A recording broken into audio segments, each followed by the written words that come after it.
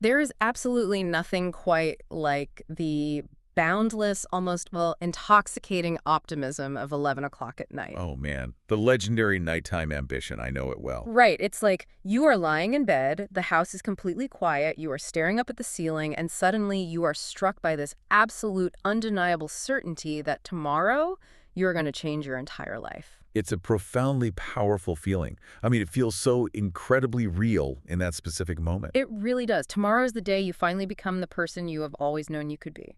Because your brain is essentially serving up this cinematic montage of your future success. hmm And there is zero friction because, well, you don't actually have to do any of the work right then and there. Exactly. It's all entirely theoretical. So in that euphoric state, you set the alarm for 5 in the morning.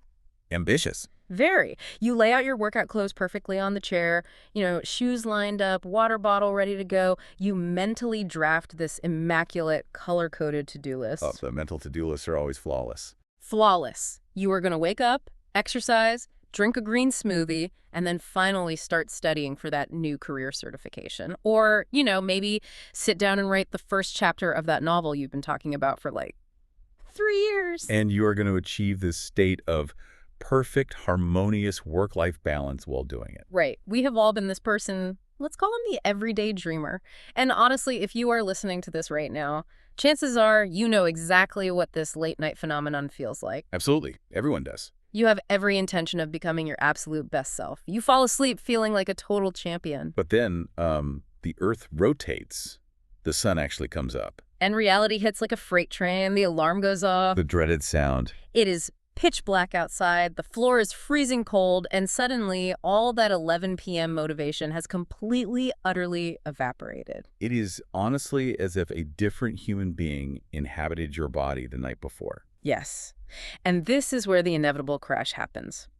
When that alarm rings, or, when it is finally time to sit down at the desk and face the blank page, or open that intimidating textbook. A heavy, almost unexplainable physical resistance just sets in. It really is physical, isn't it? It is. It isn't just a fleeting thought. It's a visceral sensation in your body. The everyday dreamer suddenly feels impossibly, overwhelmingly tired.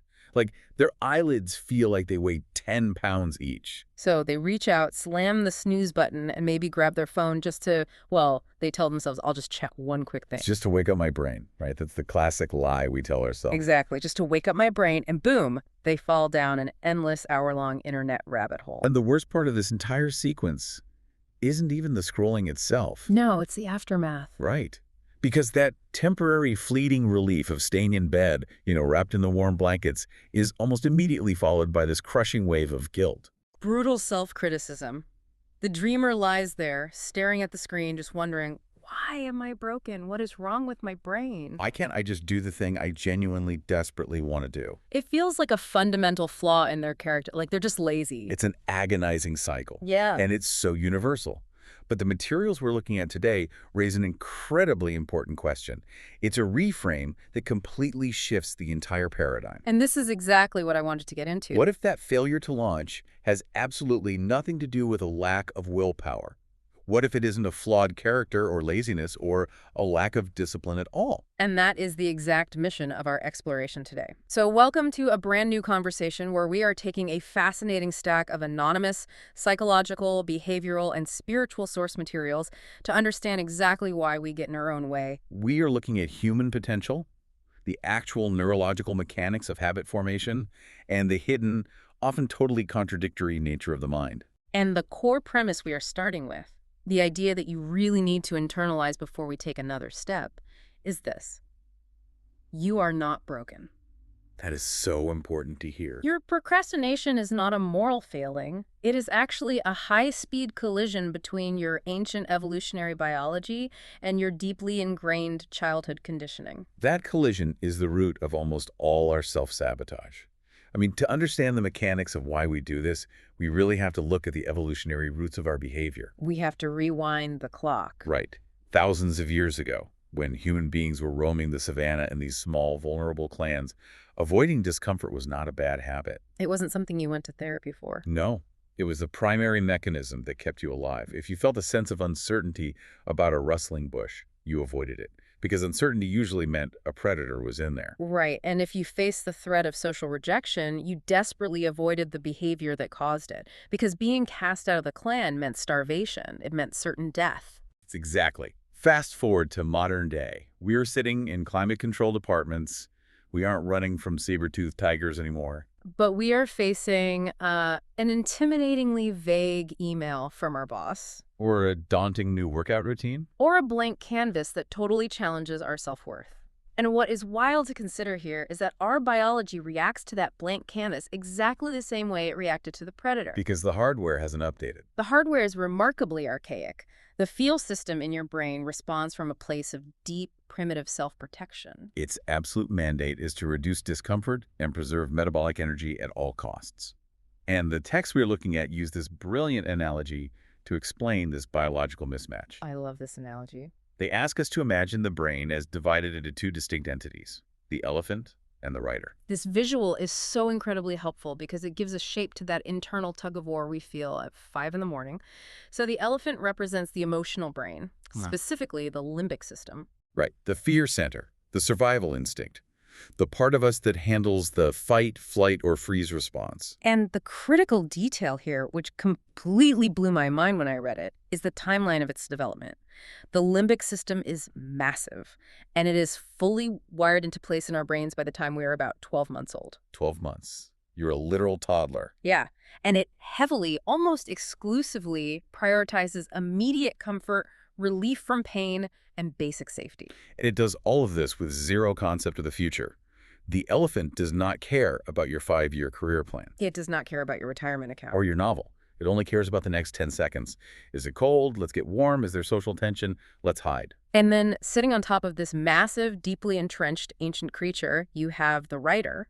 The rider represents the smart brain, the left prefrontal cortex. This is the part of you that handles logic, abstract thought, long-term planning, problem-solving, and your highest core values. It is the part of you that sits up at 11 p.m. and sets the alarm. It is the part of you listening to this conversation right now, nodding along, thinking, yes, I need to be more disciplined. But physically, in terms of neural mass and actual influence over immediate behavior, it is much, much smaller. And developmentally, this is the kicker.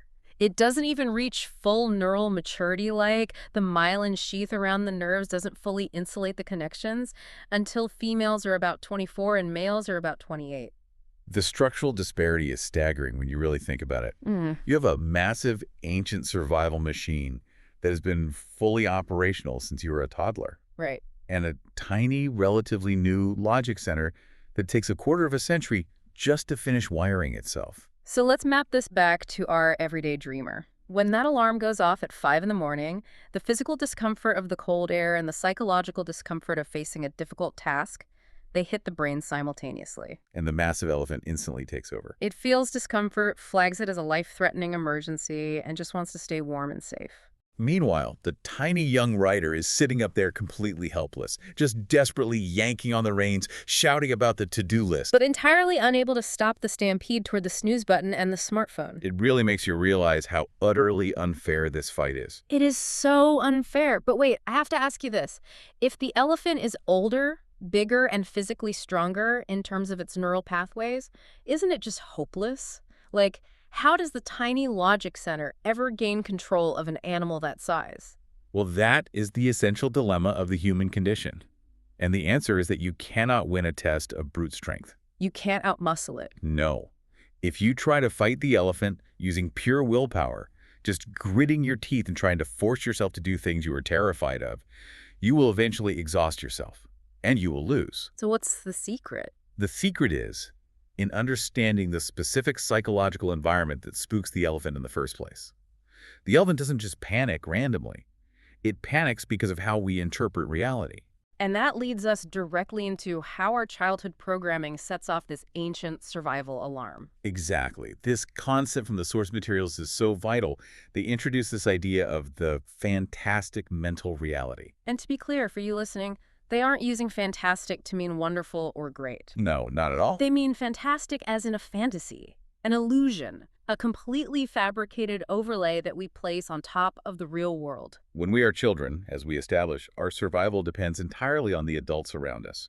We are completely defenseless, so we become master observers. We absorb all these rigid rules from our environment, our parents, our teachers, our culture, our media. They transmit these absolute codes about how the world works. They teach us how finances should work, how romantic relationships should look, what success means, and most importantly, how we should behave to be worthy of love and safety. We take all these external rules and we build a conditioned mask. We create this rigid mental fantasy, a blueprint of exactly how life is supposed to behave. We decide, okay, if I follow these specific steps, I will be safe. And this conditioned ego, this mask, becomes a complete tyrant. It demands absolute certainty. It wants everything to fit perfectly into its little predefined boxes because predictability equals safety. The internal logic dictates, if I do X, then Y must happen. Like, if I study hard, I must get the perfect job and everyone will respect me. Or, if I'm a good, compliant person, no one should ever criticize me or make me feel bad. But the friction happens because the reality, or just life itself, operates on completely different terms. Radically different. Life is not a spreadsheet. It is an unpredictable, endlessly shifting, ever-changing river. It contains infinite, unknowable possibilities. It does not care about the rigid rules of your childhood conditioning. It doesn't care that you think you should be a millionaire by 30. Or that your art should be universally loved on the very first try. Life is inherently chaotic. And our texts provide this incredibly vivid metaphor to illustrate the madness of how we approach this chaos. It's a great visual. Imagine you are trying to stop the flow of a rushing, violent mountain stream. And your method for stopping it is to take a single iron nail, wade out into the freezing water, and try to hammer that nail into the rushing current, demanding that the water stop moving. It's a stunningly absurd visual when you picture it. You are standing there in the freezing river, exhausting your muscles, hammering this nail into fluid water. Screaming at the river to be still because your childhood rulebook says the water should not be moving this fast. And of course, the river just ignores you and keeps rushing past. The water doesn't fight you, it just flows around your rigid expectations. The physical exhaustion in that metaphor represents our daily psychological burnout. The space between the rigid iron nail of your expectations and the fluid, uncontrollable reality of the river, that friction is the sole source of human suffering. When reality doesn't match the fantasy, we experience profound distress. And that distress is exactly what triggers the elephant's panic. Because to the ancient survival brain, unpredictability equals danger. When we sit down to write or study or start a business, the outcome is inherently unpredictable. The river is moving. We might fail. We might be judged. Our conditioned mask is utterly terrified of this uncontrollable nature of real growth. So the elephant senses the mask's terror, flares up and says, danger, retreat to safety. And it runs straight back to the couch. It retreats to the known. Even if the known is miserable, like doom scrolling for 3 hours while hating yourself, it is at least predictable. The elephant prefers a predictable misery over an unpredictable possibility. Wow. So we are essentially trapped in a biological and psychological crossfire. We have this massive limbic system running from the discomfort caused by our psychological mask trying to control an uncontrollable universe. It is a complete mess. But how does this actually play out in our neurological mechanics? Because it feels like once I start procrastinating, once I open that app or turn on the television, I can't stop. It feels entirely automatic, like I'm watching myself make the bad decision from the passenger seat. It feels automatic because on a neurological level, it literally is. To understand how we trap ourselves on autopilot, we need to examine the brain's ultimate filtering mechanism. Right, the texts talk about this, the reticular activating system. Yes, the RAS. I find this to be one of the most empowering yet terrifying pieces of human biology, because it proves just how profoundly our focus shapes our literal reality. The sources explain that the RAS is a bundle of nerves at our brainstem that acts as a biological algorithm.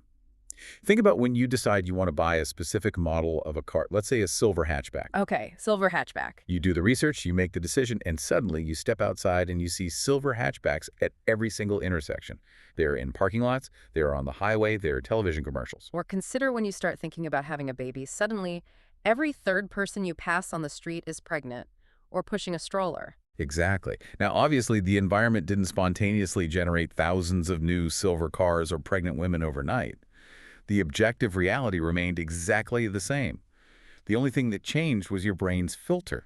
At any given moment, our sensory organs are being bombarded by billions of bits of information. The hum of the refrigerator, the feeling of the fabric on your arm, the thousands of visual details in your peripheral vision. If your conscious brain tried to process all of it simultaneously, Yeah. it would overheat and melt down. So the RAS acts as a ruthless bouncer at the door of a nightclub. It only lets in information that it deems strictly necessary for your survival or relevant to what you have been paying attention to. Your thoughts act as search engine keywords that tell the brain what to highlight in your environment. You are constantly programming the algorithm. So if you are sitting at your desk, overwhelmed, constantly telling your brain, this work is too hard, I am not smart enough to figure this out, I am so tired, I am definitely going to fail, your RAS receives those keywords. It says, okay, the priority is tired and failure. Noted. I will now selectively highlight every single piece of sensory evidence in the room that proves you are tired, like the heaviness in your eyes. And I will highlight every past memory of failure. Simultaneously, I will completely filter out any incoming opportunities, creative solutions, or evidence of your past successes. It literally blinds you to the solutions because you told it to search for the problems. And this filtering algorithm works hand in hand with how our brains build habits. Behavioral psychology maps out the habit cycle, which consists of 3 distinct parts: the cue, the routine, and the reward. To illustrate how deeply this loop gets ingrained and how it bypasses our conscious control, the materials point to a classic neurological experiment involving rats in a maze. It beautifully demonstrates the physical changes in the brain when a habit is formed. It's a brilliant illustration. In the experiment, researchers place a rat in a maze behind a little partition. When the partition clicks open, that sound is the cue, the rat explores the maze, sniffing around, making turns, until it finds a piece of chocolate at the very end, which is the reward. Now, during those first few runs, when the rat is learning the layout of the maze, they monitor its brain activity, and the brain is highly active. The basal ganglia and the prefrontal cortex were lighting up with intense cognitive effort as the rat processes new smells, makes spatial decisions, and figures out the path. That high brain activity represents the energy cost of learning something new.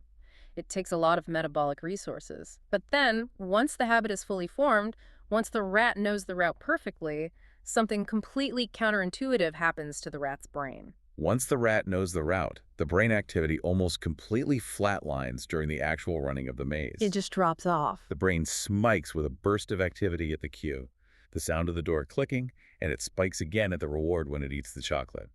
But during the routine itself, the act of running the maze, the rat's conscious brain goes into a state of deep, unconscious automation. It powers down to save energy. The brain hands the control over to the basal ganglia, which runs the sequence like a macro on a computer. The brain literally goes to sleep, while the body carries out the complex physical habit. This evolutionary trick is designed to conserve ATP, the energy currency of our cells.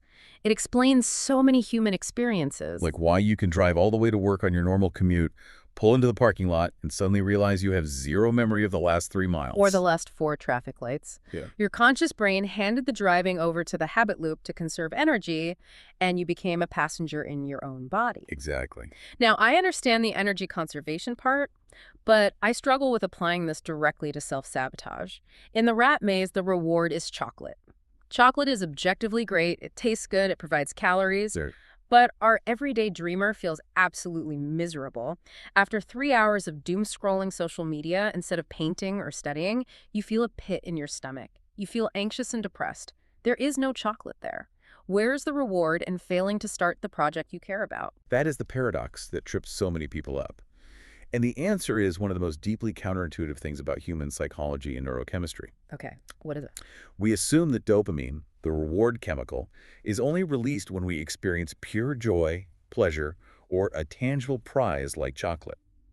But the brain also releases a massive, intoxicating hit of dopamine for something else.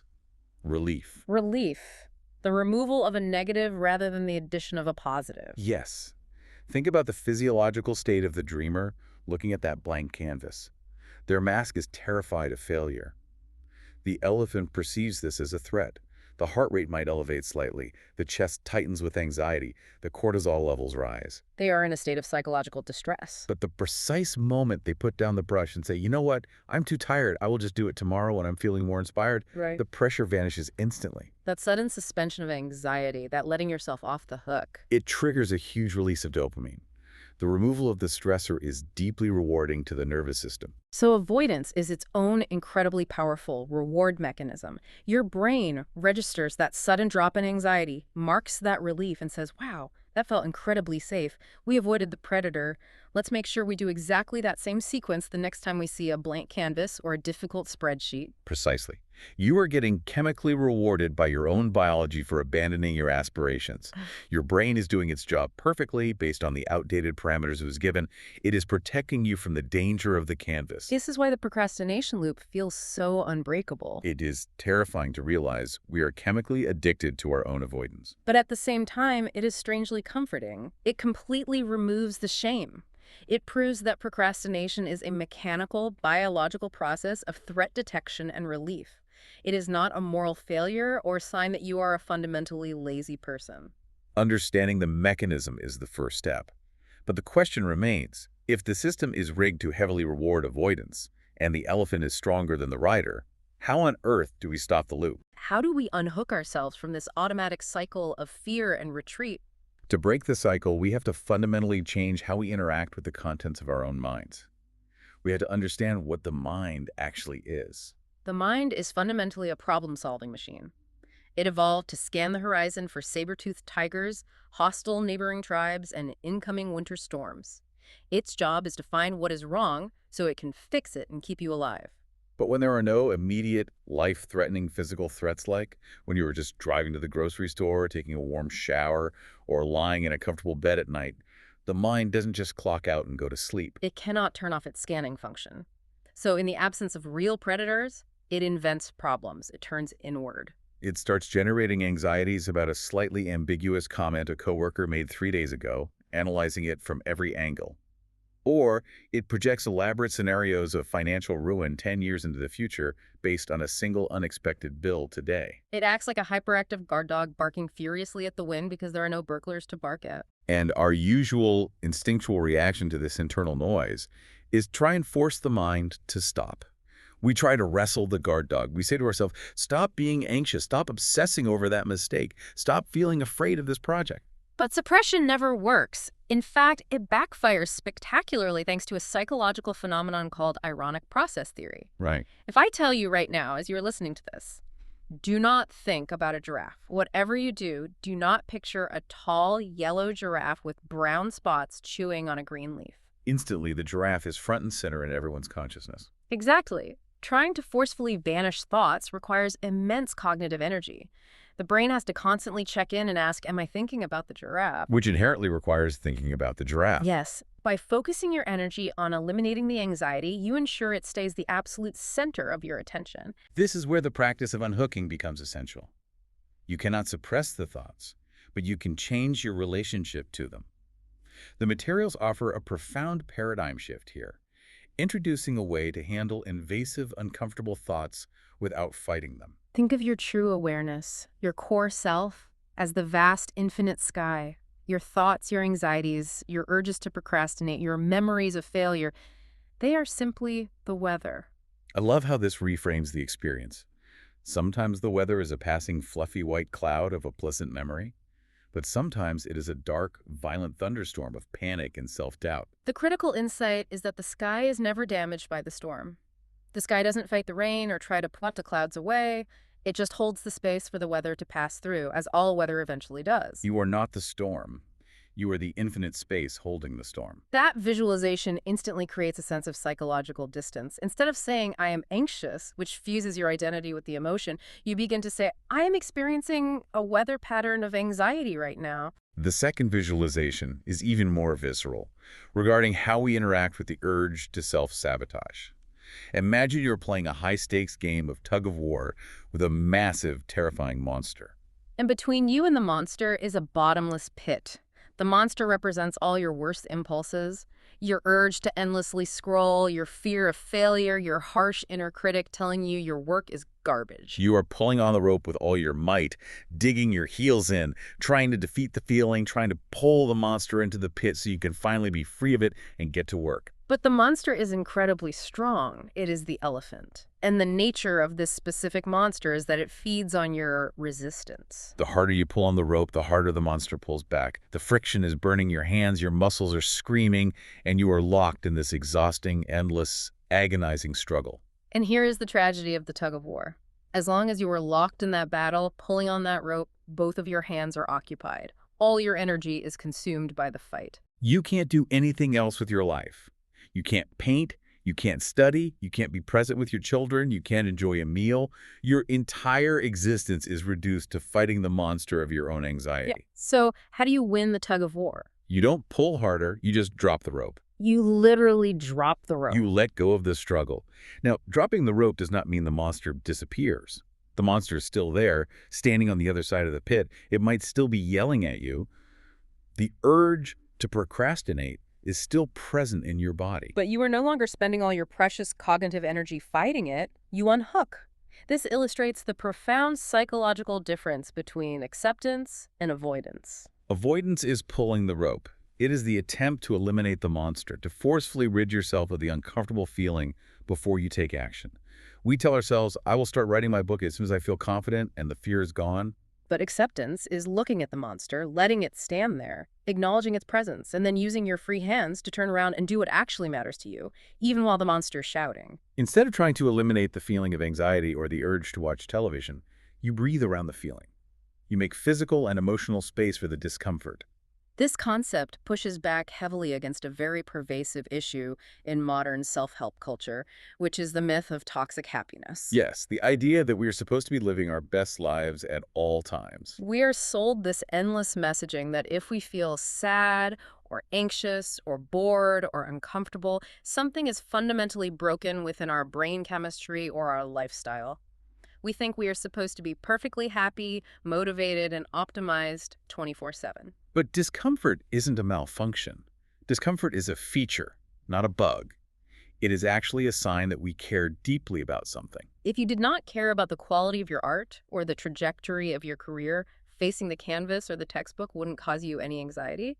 The anxiety is the shadow cast by your ambition. What's fascinating from a neurological standpoint is that the moment you stop fighting the discomfort, the moment you drop the rope and accept the anxiety as just weather passing through the sky, it almost immediately loses its intensity. When you stop fueling it with resistance, you strip it of its power over your behavior. So we drop the rope, we watch the weather pass. But this raises a fascinating philosophical and mechanical question. Who is doing the watching? If I'm not my thoughts, who am I? This brings us to a profound shift discussed in the source text. The transition from living as an unconscious automaton run by the elephant to awakening the consciousness that observes. This is where we bridge the gap between cognitive psychology and deeper self-awareness, or metacognition.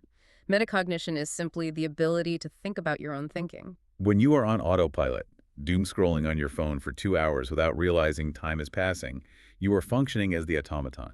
The elephant is completely in charge, running the habit loop. But imagine catching yourself right in the middle of a scroll. You suddenly wake up in the moment, you pull your eyes away from the screen, and you say to yourself, wow, I am feeling a massive, almost painful urge to avoid my work right now. My chest is tight. There is that split second of profound clarity. A gap opens up between the stimulus and your response. In that split second, who is doing the observing? The conditioned ego, the biological elephant, is the one holding the phone, desperately wanting the dopamine hit of relief. But the quiet, vast awareness that just noticed the behavior, the entity that just narrated the feeling, that is your true consciousness. The ego is the part that acts out of fear. The consciousness is the space that observes without judgment. And the more you practice stepping back into that observer role, just noticing your thoughts, labeling them without judging yourself for having them, the stronger that conscious space becomes. The gap between impulse and action widens. And here's where I want to extrapolate on the mechanics of this, because it leads to something incredible. Once you firmly establish yourself as the observer, you aren't just passively watching. You can actually start to consciously program the subconscious mind. We go back to the reticular activating system. Exactly. The sources describe the brain as both a receiving and a transmitting station. If you deliberately pair your conscious goals with potent, positive emotional drives, specifically cultivating emotions like gratitude, curiosity, or optimism, you begin to actively rewire that RAS algorithm. You're stepping into the control room and telling the biological algorithm exactly what new keywords to look for.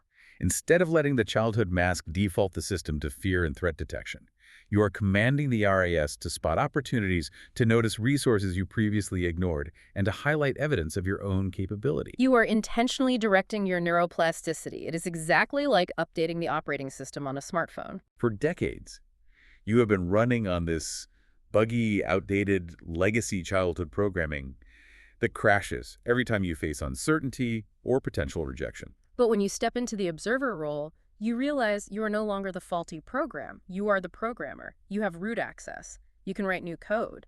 But the transition from being the software to being the programmer requires a specific set of daily mechanics.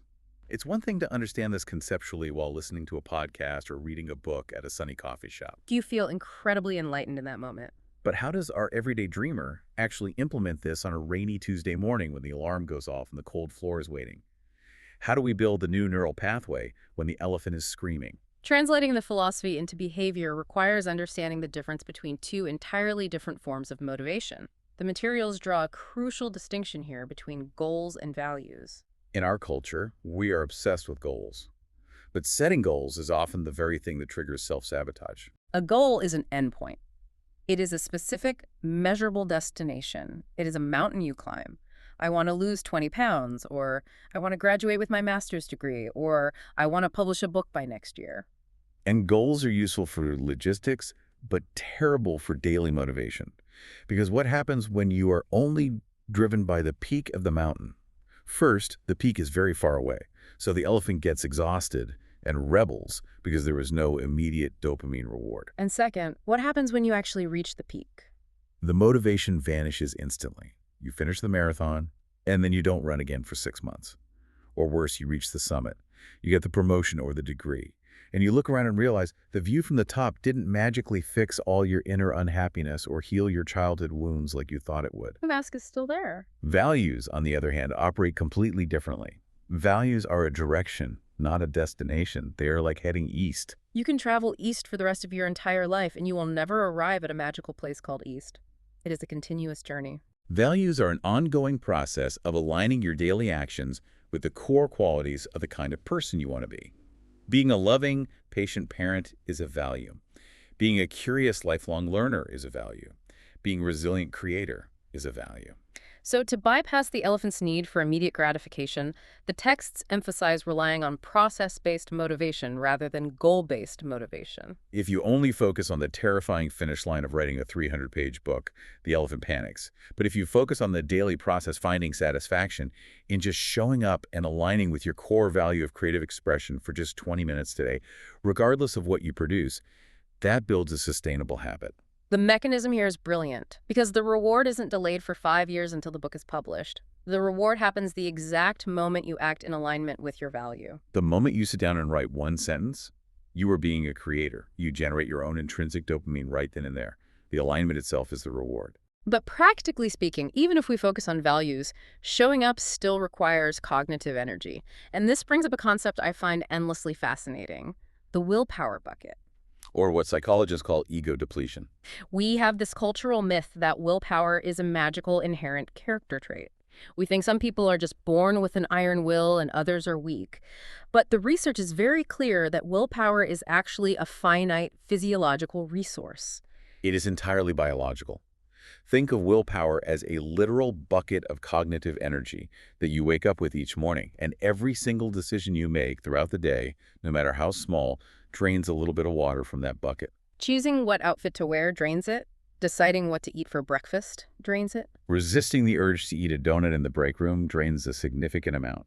Suppressing your annoyance at a bad driver in traffic or a rude coworker drains it heavily. So by 5 p.m., when you finally get off work and you have that designated time to study or work on your side project, your bucket is bone dry. You have decision fatigue. The elephant takes one look at the empty bucket, realizes there are no cognitive resources left to fight the discomfort of a blank page, and says, nope. The writer is asleep at the wheel. We are ordering takeout and watching television. So the crucial mechanical question is, how do we manage the bucket? How do we keep it full enough to do the things that matter? The strategies for this are intensely practical. First, you have to master the absolute biological basics, which people love to skip in favor of complex productivity hacks. Getting sufficient, high-quality sleep and moving your body physically. These aren't just wellness tips. They literally replenish the neurochemicals like dopamine and serotonin and the glucose levels in the prefrontal cortex needed for cognitive control.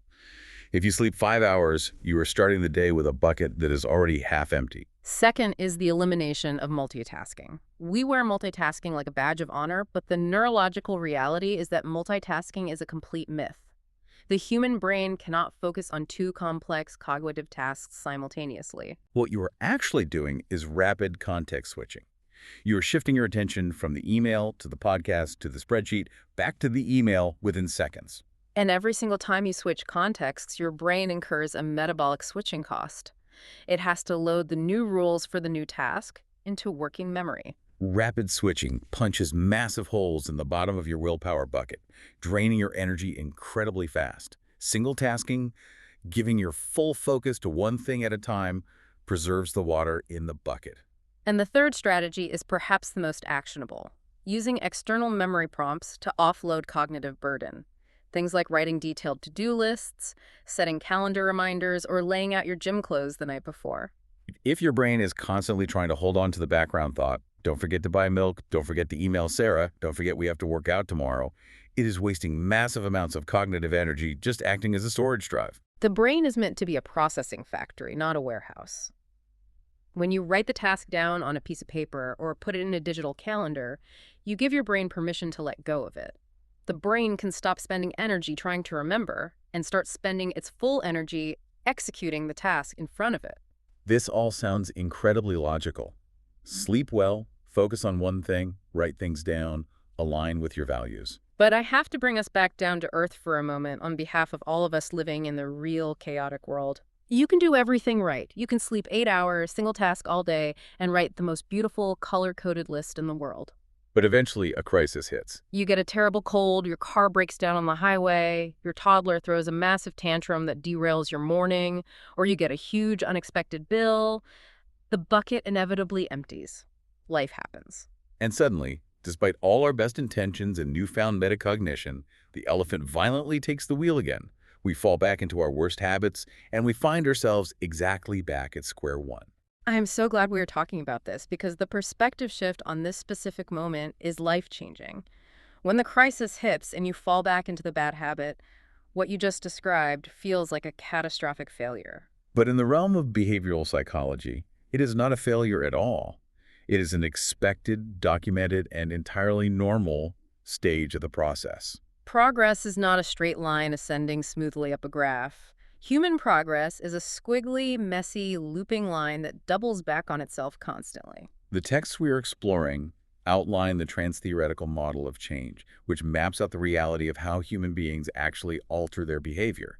It identifies 6 distinct, necessary stages we go through. Let's walk through these 6 stages, because seeing the actual map of human behavior really helps when you feel lost and defeated in the woods of your own mind.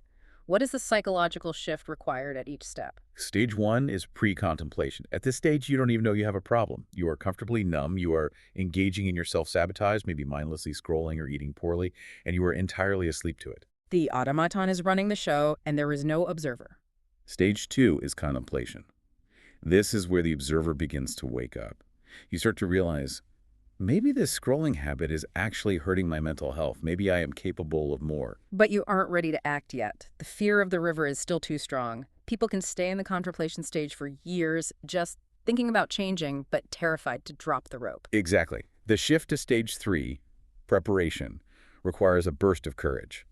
Preparation is when you actually buy the running shoes, you research the classes, you write the to-do list, you set the alarm, you are gathering the resources. And then comes stage 4, which is action. You step into the river, you are actually doing the thing. You are waking up at 5 a.m., you are painting the canvas, you are studying for the exam. The habit is being formed. Now, in movies and social media, this is where everyone thinks the story ends. You took action, cue the inspirational music, fade to black, roll the credits. But the psychological map continues because life continues. Stage 5 is maintenance. This is the unglamorous daily grind of keeping the habit alive so the neural pathway doesn't wither. It requires vigilance. And then we reach stage 6, which is absolutely crucial for our listener to understand and internalize. Stage 6 is relapse. Relapse is an official, recognized stage of human progress. It is an inherent, unavoidable part of the cycle of change. You will slip up.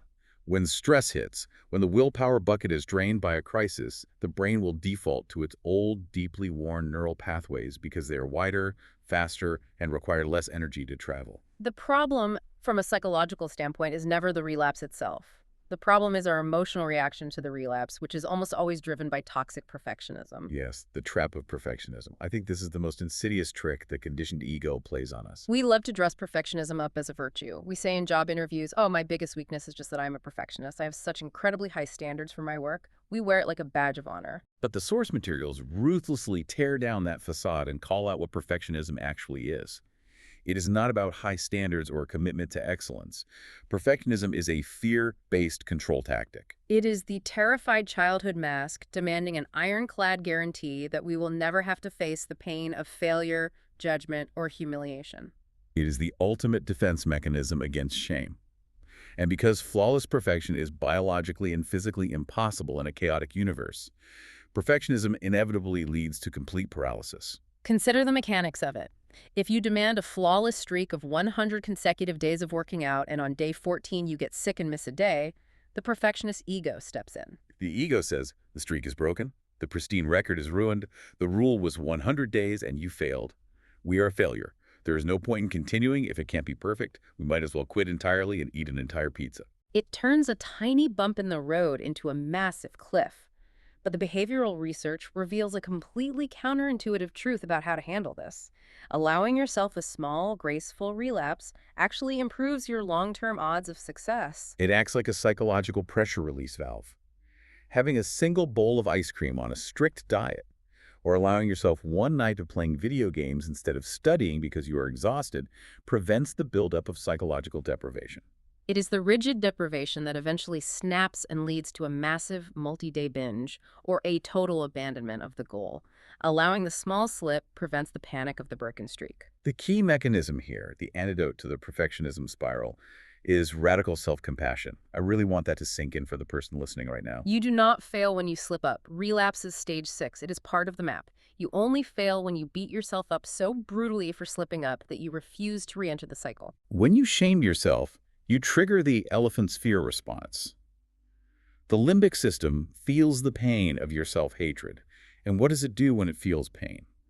It wants to run back to the immediate comfort of the bad habit to soothe the very shame you just caused. It is a vicious, closed-loop system. Self-compassion is the only thing that cuts the circuit. So when you inevitably fall off the wagon, Yeah. you don't whip yourself, you awaken the observer. You just notice it the way you would notice weather in the vast sky. You say to yourself objectively, my brain went back to a familiar, easy neural pathway because I was stressed out by that car repair bill. That makes biological sense. You forgive yourself, you drop the tug-of-war rope of shame, and you gently steer your actions back toward your core values. So bringing this entire vast journey back to our everyday dreamer from the very beginning. Tomorrow morning, the alarm goes off at 5 a.m., the house is completely dark, the floor is still freezing cold, the dreamer is tired. The dreamer has not magically been cured of human fear or the desire for comfort overnight. The massive, ancient elephant still wants to stay in bed, pull the covers up, and look at the glowing screen of the phone. The biological reality, the hardware, remains exactly the same. The urge is there. But this time, the internal sequence of events is different. The dreamer catches the urge in real time.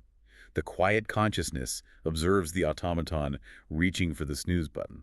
The dreamer notices the heavy physical feeling of resistance in their chest, the tightness of the anxiety about the work they have to do, but they don't judge the feeling. They don't panic and think they are broken. They recognize the anxiety as just a storm cloud passing through the vast sky of their awareness. It is just the elephant seeking safety. They recognize the monster of procrastination standing across the pit, but they drop the tug-of-war rope. They don't fight the monster. They don't try to force themselves to feel perfectly motivated. They just let the monster stand there while they make a different choice. They remember their core values. Maybe it's a commitment to curiosity. Maybe it's vitality. Maybe it's the sheer joy of creative expression.